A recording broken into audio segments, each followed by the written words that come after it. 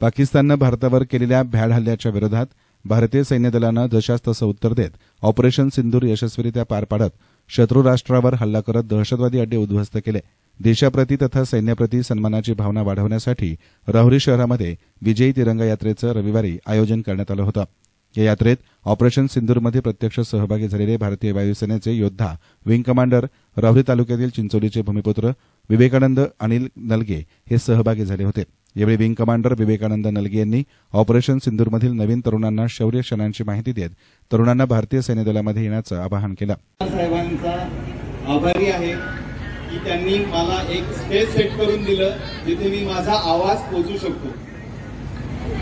Operation सिंदूरने आपल्याला खूप काही दिलंय शिकण्यासाठी आणि आपल्याला एक भारत एक गट आहे, एक मोठं राष्ट्र आहे याची भावना सगळ्यांमध्ये निर्माण केली. त्याबद्दल मी खूप खुश आहे. 22 एप्रिलला जेव्हा हे घडलं त्यावेळेस आम्हाला नक्की माहित होतं की ह्यावेळेस आपण शांत राहणार नाही. खूप जी तयारी केली मी आजपर्यंत ती तयारी कुठल्या तरी कामी येणार आहे. आणि ते आम्हाला 26च्या रात्री कळालं की मी एक लढाऊ विमानाचा फायटर पायलट आहे. आपल्याला सज्ज व्हायचंय, आपल्याला जायचंय सीमेरेषेवरती. एकदम गुपितपणे आम्ही हे पार पाडलं आणि सीमेरेषेवरती आम्ही गेलो. ज्या दिवशी ज्या रात्री तुम्ही आपले जेवण खाऊन उरकून झोपी गेले असणार त्या रात्री आम्ही सज्ज होतो. सुमारास रात्रीच्या 1:05 आपण आपल्या मिसाईल अक्रॉस द बॉर्डर पाकिस्तानमध्ये लागल्यात आणि त्यांच्या आतंकवादी संघटनेचे जे केंद्र प्रमुख आहेत त्यांच्या ठिकाणावरती तो हल्ला झालाय आणि तिथे आपण त्यांचे ते आतंकवादी संपवले. ही कामगिरी जरी पाकिस्तानींना छोटी वाटत असली पण याचा एक संदेश पूर्ण जगभरात गेलाय. आपण आता शांत बसणार नाही, शांत बसायचंही नाही आणि ते त्यांना सांगून दिलंय. त्यामुळे झालं काय, जगभरामध्ये आपण एक शांतताप्रिय राष्ट्र आहे पण जर आपल्यावरती कोणी बोट उठवलं तर आपण त्याचं उत्तर दिल्याशिवाय राहणार नाही हे सांगितलं. त्यानंतर सुद्धा आपण सांगितलं की आम्ही फक्त आतंकवाद्यांवर हल्ला केलाय, गोळी भावड्या जनतेवर नाही, तुमच्या मिलिटरीवर सुद्धा नाही. तरी त्या शत्रू राष्ट्राने आपल्याला परतवार केला. तो परतवार आपण परत उलटावून लावला आणि मग आपण त्याच्या त्या परतवाराचं चोख उत्तर दिलंय. ते आपण मीडियावर ते टीव्हीवर ते पाहिलंच असणार. त्याच्या व्यतिरिक्त भरपूर काही झालंय पण प्रोटोकॉलच्या हिशोबाने मी ते सांगत नाहीये. पण भारतीय असल्याचा खूप सर्वांना गर्व व्हावा मी माझ्याकडून सुद्धा आवाहन करतो. महाराष्ट्र ही संतांची भूमी आहे आणि शूरवीरांची पण भूमी आहे. हा वारसा घेऊन मी लढायला गेलो. मला माहित होतं की माझ्या मागे ही सर्व जनता आहे, त्या सर्व जनतेचा आशीर्वाद आहे, प्रेम आहे. ते जनतेचा आशीर्वाद आणि प्रेम, आई वडिलांची पुण्याई ज्या मातीत मी वाढलो त्याची मला जाणीव आहे. आणि अशा ह्या पार्श्वभूमी असल्यामुळे मला पुढची कामगिरी करण्यास काहीही रोखत नव्हतं आणि ती कामगिरी आम्ही चोखपणे केली. ऑपरेशन सिंदूरचे रिझल्ट आपल्याकडे आहेत. सिंदूर संपलेलं नाहीये पण तरी आम्ही तत्पर आहोत कुठल्याही क्षणी परत जायला आणि परत तीच कामगिरी अजून काही पटीने परत ती दाखवून द्यायला. हा मंचावर मी फक्त एकच आवाहन सगळ्यांना देतो. आपण या मातीचं खूप ऋण लागतो. आपण आपले आई वडील, आपली पुढची पिढी, तर सगळ्यांना माझ्या परीने एकच आव्हान आहे, जे जे तुमच्या परीने होत असेल, जितकं होत असेल, स्वदेशी वापरा.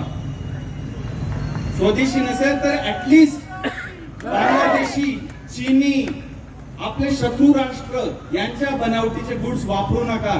तेच बनावटीचे गुड्स त्याचा तो पैसा मिळतो तोच तो आपल्या विरुद्ध वापरतात. आपण असं करू का आपल्या घरामध्ये? नाही ना. भारत पण आपलंच घर आहे. प्लीज जितकं होत असेल, जर गरज नसेल त्या वस्तूची तर बाहेर राष्ट्राची वस्तू ऍटलीस्ट या राष्ट्राच्या वस्तूंच्या घेऊ नका प्लीज. सर्व याप्रसंगी राहुरी तालुक्याचे आमदार शिवाजीराव कर्डिले, राहुरी तालुक्यातील सर्व सेवानिवृत्त मेजर आणि नागरिक उपस्थित होते. आमदार शिवाजीराव कर्डिले यांच्या वतीनं विंग कमांडर विवेकानंद नलगे तसेच उपस्थित तालुक्यातील सर्व सेवानिवृत्त सैनिकांचा सन्मान करण्यात आला. यावेळी आरडगाव येथील तक्षज्ञ महाविद्यालयाच्या वतीनं ऑपरेशन सिंदूर यावर पथनाट्य सादरीकरण करण्यात आलं, तर कर्मवीर अकॅडमीच्या विद्यार्थ्यांनी देशभक्तीपर नृत्य सादरीकरण करून उपस्थितांची मनं जिंकली. याप्रसंगी तिरंगा रॅलीत नागरिक मोठ्या संख्येनं सहभागी झाले होते. जवान सैनिक आपण पाहतो का आपल्याला संरक्षण देतात. तिन्हीमध्ये मात्र त्या वेळेला कुठल्या प्रकारचं कधी तिने स्वतः पाहिलं नाही. पाऊस येतो का, ऊन येतं का, वारं येतो का, स्वतःला अन्न मिळतं का नाही. याच्यापेक्षा आपल्याला माहिती आहे का आपण आता हिंदीचं ऑपरेशन केलं पाहिजे. रात्री 1 वाजता आपल्याला माहिती आहे का त्यांना आदेश दिला आणि दिल्यानंतर मला असं वाटतं तिने कशाची अपेक्षा न ठेवता या पाकिस्तानाचं मला असं वाटतं ऑपरेशन करण्याचं काम नक्की निश्चितपणे करण्याचं काम केलं. आणि मग आता हे जर होत असताना आता आपण त्यांचा कुठेतरी जवानाचा सन्मान केला पाहिजे. ज्या जवानांनी आपल्याला माहिती आहे का आपल्यासाठी त्या केला.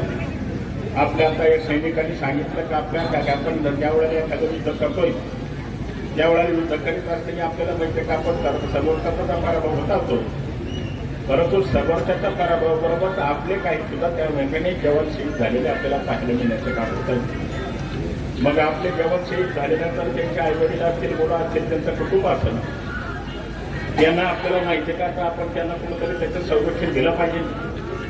कुठंतरी आपण त्यांचा त्या ठिकाणी आपण पाहिलं पाहिजे, त्यांचा आदर केला पाहिजे. या भावनेतून आपण पाहतो की ही आपण यात्रा मोठ्या प्रमाणामध्ये काढण्याचं काम करतोय.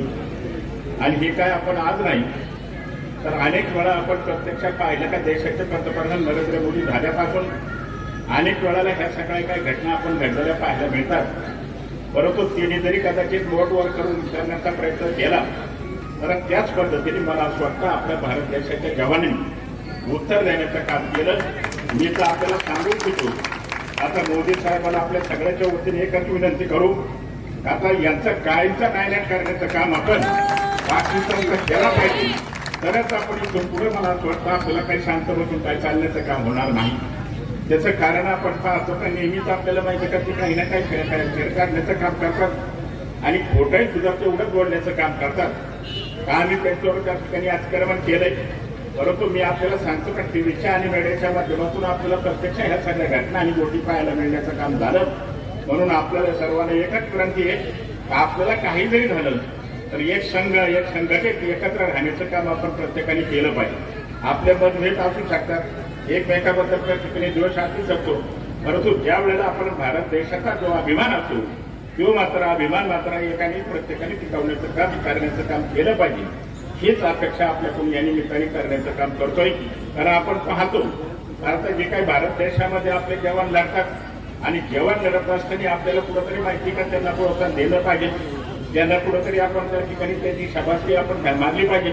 म्हणून आपण तुम्हाला सांगतो का हा जो आज आपण तिरंगी यात्राचा कार्यक्रम आयोजन करण्याचं काम केलं. आता हे जे आपण आजी सैनिक असतील, माजी सैनिक असतील यांचा सन्मान करणं म्हणजे हे आपलं कर्तव्य, आपली जबाबदारी. तिने देशाची सेवा आपलं कुटुंब सोडून 15, 20, 25 वर्ष सेवा देण्याचं काम केलं आणि आपल्याला सुरक्षित ठेवण्याचं काम त्यांनी केलं आणि त्यांची कुठंतरी त्या ठिकाणी आपल्याला माहिती का उत्तरही व्हावा, आपण राहावा या हेतूने आपण त्यांचा सन्मान करण्याचं काम केलं. मी आपल्याला एकच विनंती करेल की आपण आता ह्या तिरंगी यात्रेमध्ये आपण एवढ्या मोठ्या संख्येने सर्वजण तरुण असतील, तरुणी असतील, असणारे ज्येष्ठ असतील सहभागी झाले त्याबद्दल आपल्याला सगळ्यालाच. इस्तान मीडियासाठी प्रतिनिधी गोविंद फुनगे, राहुरी.